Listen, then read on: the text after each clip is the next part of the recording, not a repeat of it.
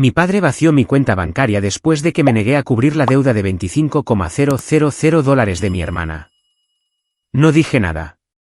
A la mañana siguiente, un fuerte golpe en la puerta resonó. Policía, abran. Lo primero que noté no fue la incesante lluvia gris que azotaba la ventana de mi apartamento. Fue la única y silenciosa vibración de mi teléfono en la mesita de noche. No era una alarma. Era una alerta. Desbloqueé la pantalla y abrí mi aplicación bancaria, con el pulgar suspendido sobre el inicio de sesión. Cuenta de ahorros. Ayer, tenía $28,000. Los ahorros de mi vida. Mi fondo de escape. Hoy, los dígitos me devolvían la mirada en un blanco y negro crudo e implacable. 12. La nota de la transacción era breve, clínica y devastadora. Inversión familiar, autorizada por poder notarial. No grité. No lloré. Solo me quedé mirando el cielo gris de Seattle y me di cuenta de la verdad. Mi padre, Javier, no solo había pedido dinero prestado esta vez. Me había borrado. No llamé a mi padre. No arrojé el teléfono al otro lado de la habitación. Simplemente caminé hasta la isla de mi cocina, preparé una cafetera de café negro y me senté a ver cómo la lluvia rayaba el cristal. Era un clima apropiado para una auditoría. Verás, este robo no fue un incidente aislado. Era solo la última partida en un libro de contabilidad que había estado llevando en mi cabeza durante 27 años. En mi familia, yo no era una hija. Era la reparadora invisible. Era la viga de soporte estructural en la que todos se apoyaban, pero que nadie se molestaba en pintar. Mi hermana Valeria era la hija dorada, la vibrante y caótica aspirante a influencer que necesitaba una inversión constante. Y mi padre, Javier, era el director ejecutivo de nuestra disfunción. Recordé hace 3 años. Valeria había decidido que iba a ser una blogger de estilo de vida. Necesitaba una cámara, luces, un vestuario nuevo. Javier me dijo que era una inversión en la marca familiar. Pagué $4,000. El canal duró 3 semanas. Nunca volví a ver un centavo.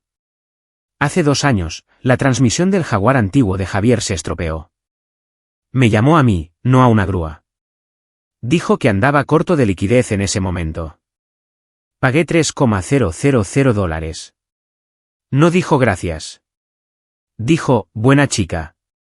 Esa era mi moneda de cambio, la utilidad. Tomé un sorbo del café amargo y abrí mi portátil en el portal de seguridad del banco. Saqué el documento de autorización de la transferencia. Allí estaba, un formulario de poder notarial fechado hace 5 años. Recordé ese día. Tenía 22 años, yacía en una cama de hospital recuperándome de una apendicectomía de emergencia. Javier me había puesto el papel delante mientras todavía estaba aturdida por la anestesia. Solo por si surgen complicaciones, había dicho, necesito poder pagar tus facturas si entras en coma. Sobreviví. Sané. Olvidé que el papel existía. Él no. Lo archivó como una llave de repuesto, esperando el día en que necesitara abrir mi vida y vaciarla. Durante mucho tiempo, me pregunté por qué lo permití. ¿Por qué firmé? ¿Por qué pagué por la cámara, el coche, las interminables emergencias? ¿Por qué no grité antes? Los psicólogos tienen un término para ello. Lo llaman indefensión aprendida. Imagina un elefante atado a una estaca con una cuerda delgada. El elefante podría romper fácilmente la cuerda y marcharse. Pero no lo hace. ¿Por qué? Porque cuando era un bebé, estaba atado con una pesada cadena. No podía romperla.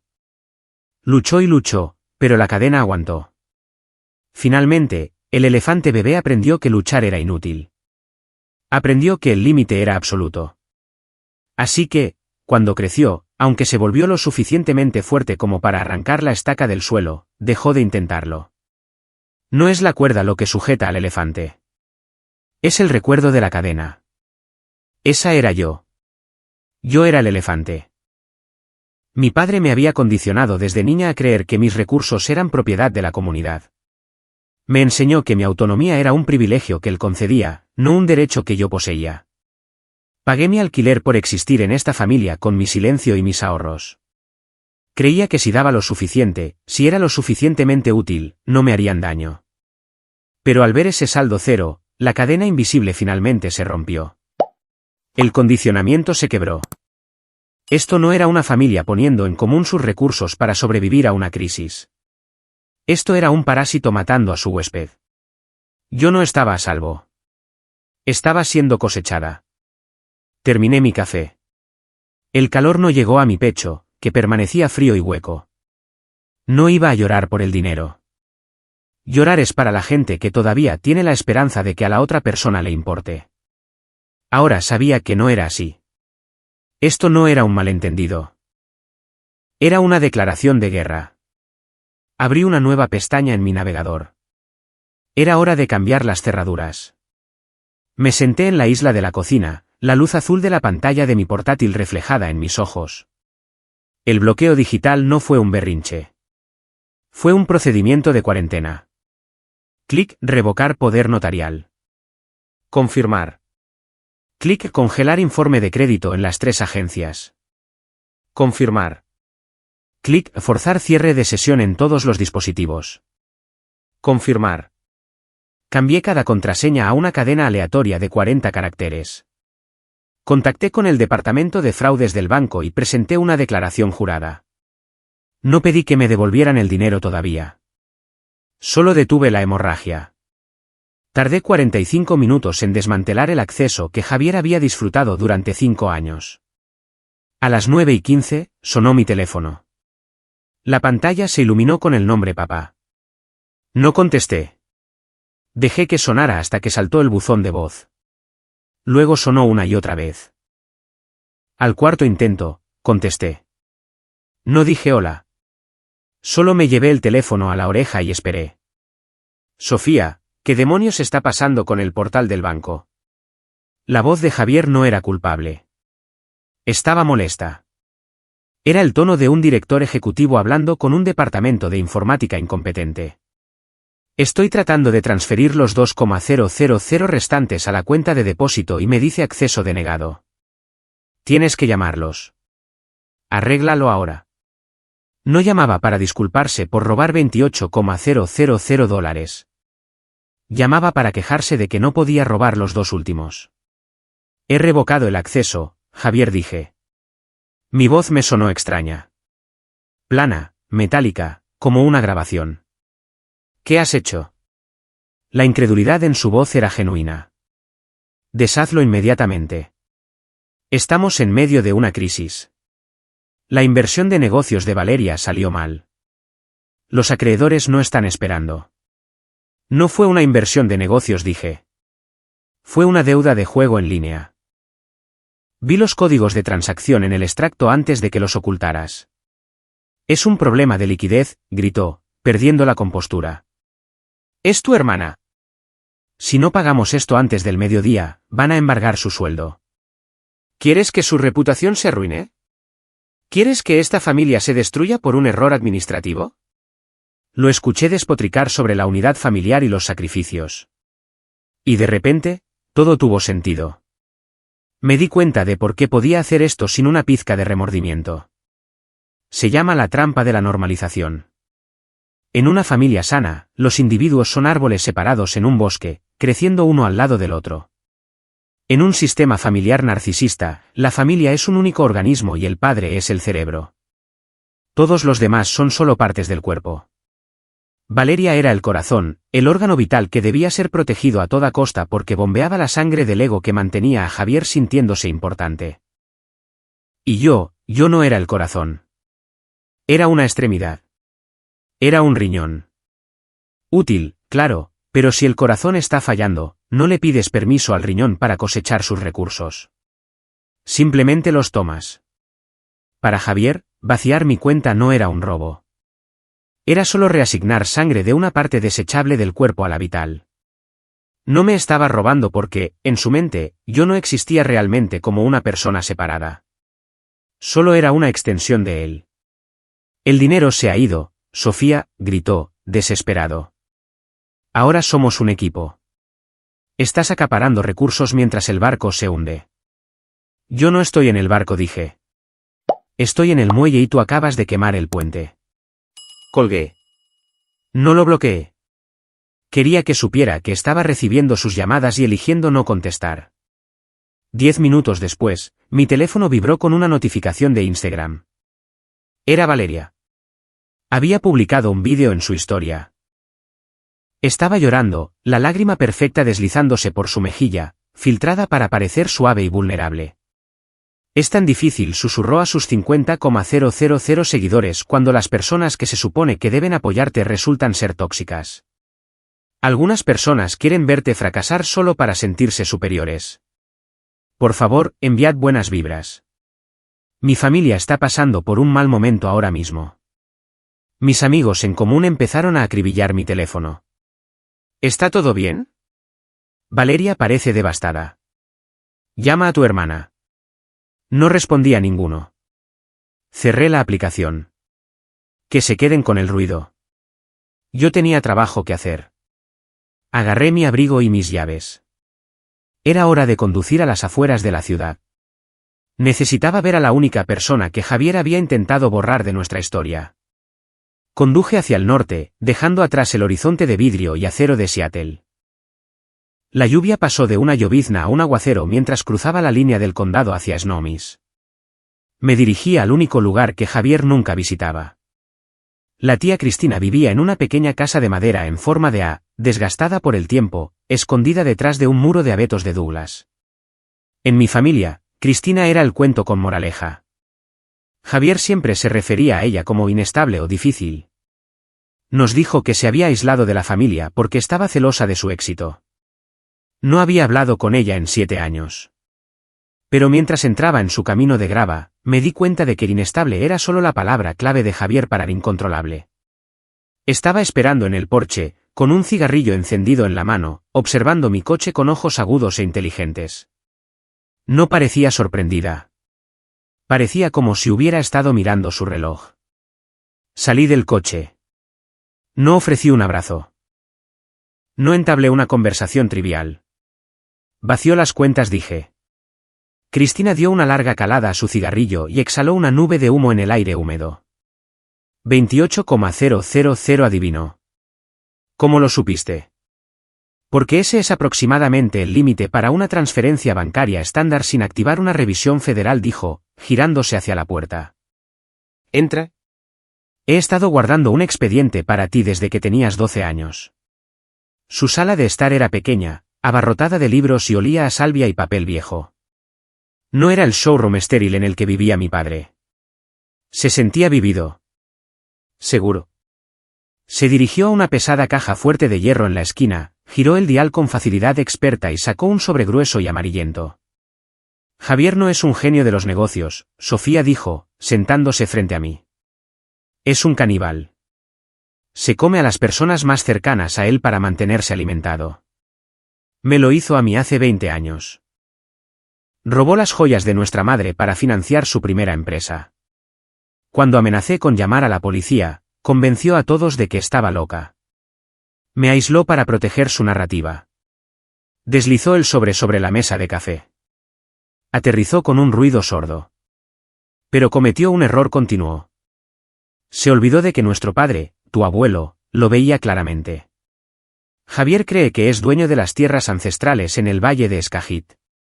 Cree que es su joya de la corona, su plan de jubilación, su palanca. Habla de urbanizarlo en fincas de lujo cada día de Acción de Gracias, ¿verdad? Asentí. La tierra, $350,000 de bienes raíces de primera. Era el único activo real que le quedaba a Javier. Lee el párrafo 4, dijo Cristina. Abrí la escritura. Era un documento antiguo, escrito a máquina. La tinta se desvanecía. Mis ojos recorrieron la densa jerga legal hasta que llegué a la sección que ella había resaltado en rosa, la cláusula de protección.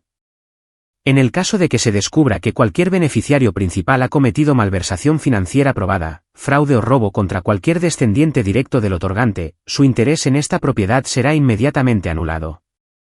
La propiedad se transferirá en su totalidad a la víctima de dicha malversación como restitución. Lo leí 2 veces. Las palabras eran afiladas, absolutas y letales. Mi abuelo no había confiado en su hijo. Había construido una trampilla en la herencia, esperando que Javier resbalara. Él no sabe que esto está aquí, susurré. Nunca lee la letra pequeña, dijo Cristina, con una fría sonrisa asomando en sus labios. Asume que la propiedad es absoluta porque es un hombre y es el padre. Cree que es el rey. Pero este pedazo de papel dice que solo es un inquilino con buena conducta. La miré. El peso de lo que sostenía hizo que mis manos temblaran. Javier me había robado $20,000 para salvar su ego, pero al hacerlo, había activado una cláusula que le costaría $350,000. Había cambiado un peón por una reina, y ni siquiera sabía que el tablero había cambiado. ¿Por qué no usaste esto?, pregunté.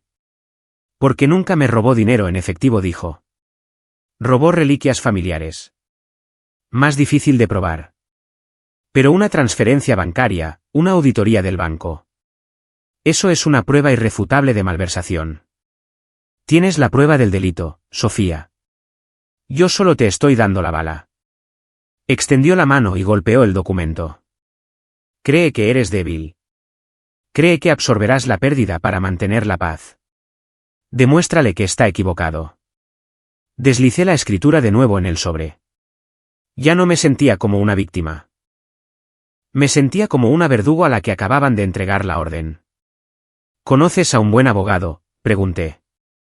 Cristina sacó una tarjeta de visita de su bolsillo. Conozco al mejor. Odia a Javier casi tanto como yo. Tomé la tarjeta. Tomé la escritura. Volví a mi coche. La lluvia había cesado. El cielo gris se estaba abriendo, revelando un azul duro y frío debajo. No volvía a Seattle para negociar. Volvía para ejecutar la hipoteca.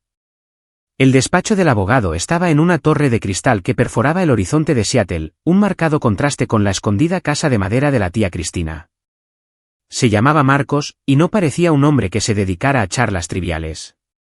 Parecía un hombre que desmantelaba vidas para ganarse la suya. Me senté frente a él en un escritorio de obsidiana pulida, con la escritura de la tierra ancestral descansando entre nosotros como un arma cargada.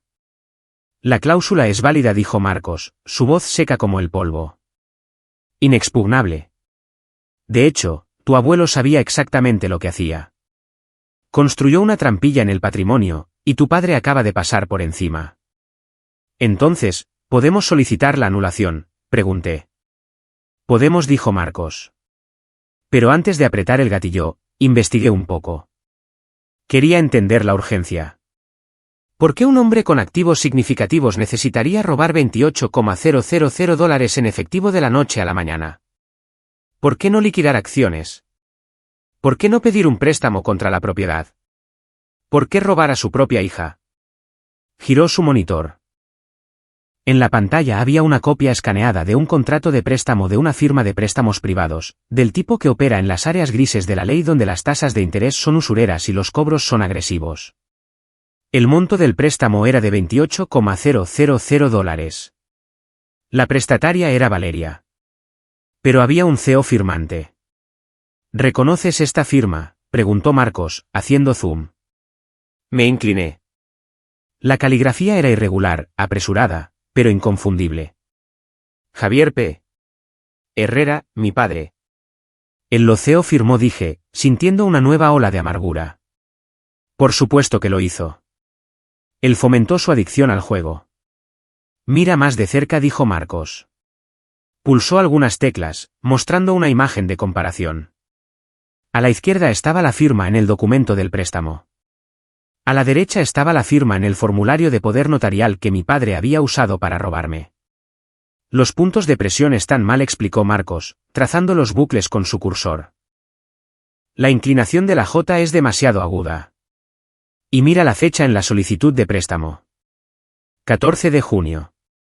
¿Dónde estaba tu padre el 14 de junio? Pensé. Estaba en Cabo. Lo publica todo. Estaba en un retiro de golf. Exactamente, dijo Marcos. No estaba en Seattle para firmar un documento con tinta húmeda. Sofía, tu padre no CEO firmó este préstamo.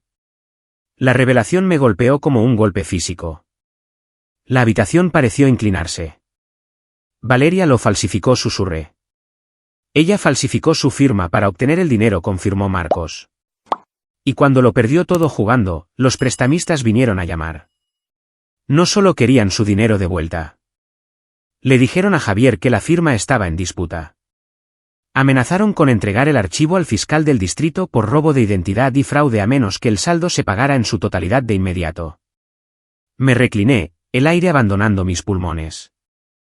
Las piezas del rompecabezas encajaron en una imagen tan fea que quise apartar la vista. Javier no había vaciado mi cuenta solo para salvar el historial de crédito de Valeria. No lo había hecho solo porque ella fuera la favorita. Lo hizo porque estaba acorralado. Si no pagaba la deuda, tendría que admitir que la firma fue falsificada.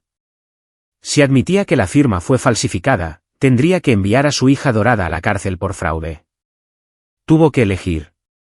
Dejar que Valeria enfrentara las consecuencias de su crimen o robarme para encubrirlo. Eligió robarme. Sacrificó a la hija inocente para salvar a la criminal. Me convirtió en la víctima de un robo para evitar que Valeria se convirtiera en una reclusa. No es solo un ladrón, dije, mi voz temblando con una nueva y fría rabia. Es un cómplice encubridor. Usó mi dinero para obstruir la justicia. Marcos asintió lentamente. Precisamente. Lo que significa que su violación de la cláusula de protección no es solo malversación financiera. Es una conspiración criminal contra un miembro de la familia. Esto ya no es una disputa civil, Sofía. Esto es un delito grave. Cerró el portátil. El sonido fue final, como un mazo golpeando la madera. Tenemos todo lo que necesitamos, dijo Marcos. El informe policial por el robo de tus ahorros, la evidencia de la falsificación y la escritura.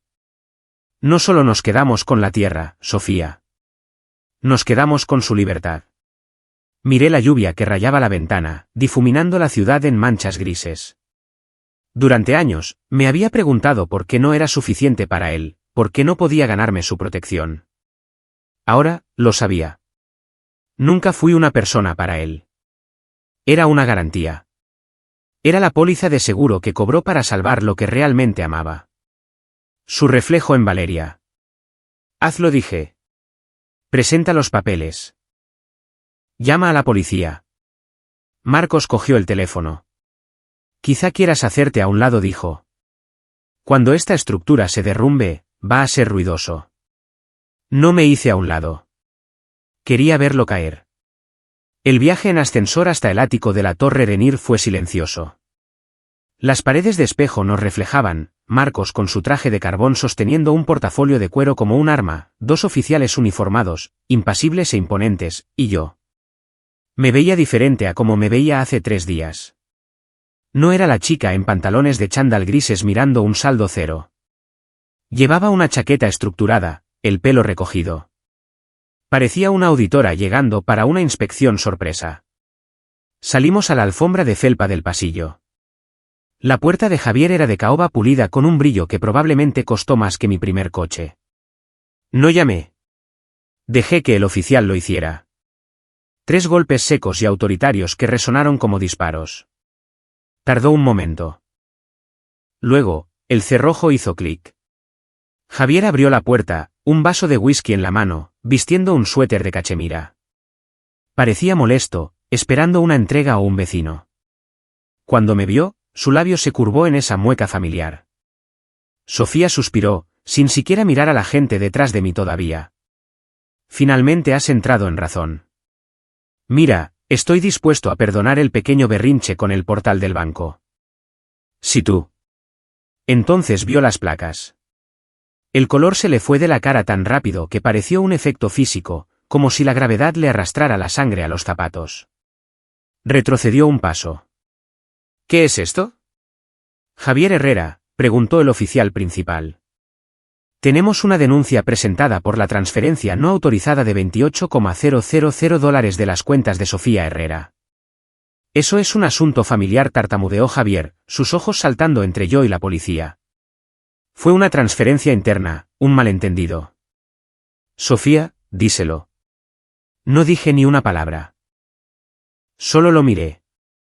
Miré al hombre que me había enseñado a andar en bicicleta y luego me había enseñado que solo valía lo que podía pagar. No es un malentendido, dijo Marcos, dando un paso adelante. Le entregó a Javier un grueso fajo de papeles. Esta es una notificación formal de acción civil. ¿Civil? Javier se rió, un sonido agudo y nervioso. ¿Me estás demandando por qué? ¿Por angustia emocional? Por anulación, dijo Marcos, de conformidad con la cláusula de protección de la escritura de la familia Herrera. Javier se quedó helado. Miró los papeles. Vio el texto resaltado, el mismo que la tía Cristina me había mostrado. Cometiste malversación financiera contra un descendiente directo, explicó Marcos, su voz desprovista de piedad.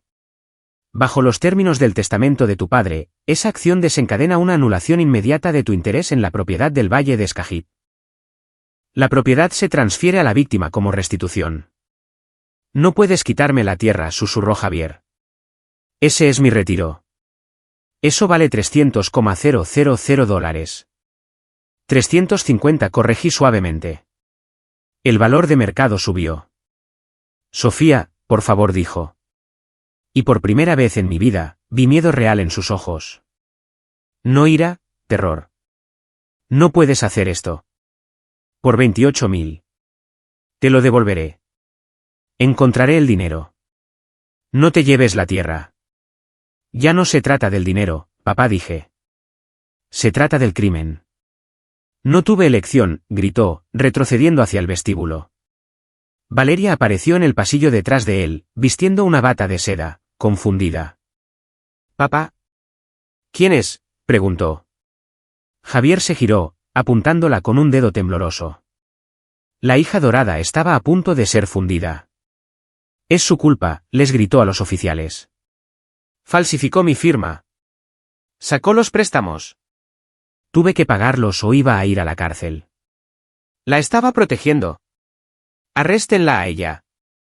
Valeria se detuvo en seco. Su boca se abrió. La traición fue absoluta. El organismo familiar se estaba canibalizando a sí mismo justo delante de nosotros. El cerebro estaba sacrificando el corazón para salvar la piel. «Papá», gimió Valeria. Cometió fraude, gritó Javier, desesperado por cambiar la narrativa. Estaba bajo coacción. No debería perder mi propiedad porque ella es una criminal. El oficial pasó a su lado. «Señora, ¿es eso cierto? ¿Firmó usted los documentos del préstamo?» Valeria miró a Javier, luego a mí. Vio la ruina en su rostro. Vio la fría indiferencia en el mío. Se dio cuenta de que ya no quedaba red de seguridad. Ni Sofía para pagar la cuenta. Ni Javier para cubrir la mentira. Empezó a gritar. No era una palabra, solo un sonido de pánico puro y consentido. Los vi volverse el uno contra el otro, discutiendo y suplicando, su fachada perfecta disolviéndose en un charco de acusaciones. Era patético. Era necesario. Marcos me tocó el brazo. Hemos terminado aquí. Los agentes judiciales han entregado la notificación. La policía tiene la confesión en la cámara corporal. Me di la vuelta para irme. Javier se lanzó hacia adelante, agarrando el marco de la puerta. Sofía suplicó. Somos familia. ¿Cómo puedes arruinarnos así? Me detuve. Miré al hombre que había drenado mi futuro mientras yo dormía. Miré a la hermana que había falsificado una firma y me había dejado pagar el precio. Yo no arruiné a esta familia, Javier, dije. Las palabras se sintieron como granito. Simplemente saldé las cuentas. Me alejé. No oí el timbre del ascensor. Solo oí el sonido de mis propios pasos alejándose de los escombros. Firmes y seguros. La disolución legal del patrimonio de la familia Herrera fue silenciosa, eficiente y absoluta. No ocurrió con una explosión, sino con el rasguño de un bolígrafo y el sello de un secretario. Javier luchó, por supuesto. Contrató a un abogado barato que intentó argumentar que la cláusula de protección era arcaica, inaplicable. Pero Marcos los destruyó en un juicio sumario. La evidencia de la falsificación y el robo era irrefutable. El juez no solo concedió la anulación. Emitió una orden de alejamiento contra Javier y Valeria por acoso. La tierra ancestral en el valle de Escajit, la joya de la corona que Javier había señoreado sobre nosotros durante décadas, fue transferida a mi nombre un martes.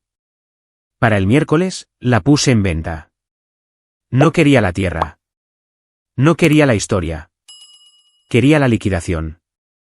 Se vendió en 2 semanas a un fondo de conservación.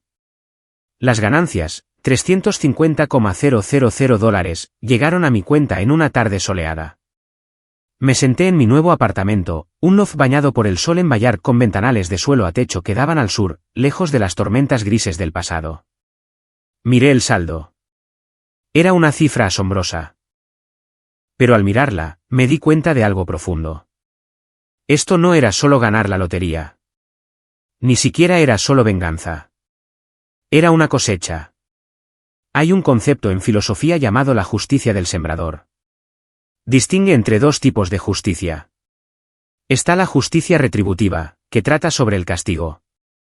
Ojo por ojo. Eso es lo que le pasó a Javier. Perdió su tierra porque robó mis ahorros. Ese fue el castigo. Pero luego está la justicia restaurativa. La justicia del sembrador. Esto trata sobre lo que haces con la tierra una vez que se han arrancado las malas hierbas. Durante 27 años, mi familia me había tratado como un campo para ser explotado. Tomaron mi energía, mi dinero, mi tiempo y mi amor, y me dejaron estéril. Se comieron las semillas antes de que yo pudiera plantarlas. Ahora, por primera vez en mi vida, yo tenía las semillas. Este dinero no era solo efectivo. Era potencial. Era el posgrado que nunca cursé porque estaba ahorrando para los errores de Valeria. Era el viaje que nunca reservé porque Javier podría tener una emergencia. Era el pago inicial de una vida que me pertenecía única y exclusivamente a mí. No solo fui reembolsada. Fui restaurada. Había reclamado la capacidad de crecer. Llamé a la tía Cristina para darle la noticia. La tierra ya no está.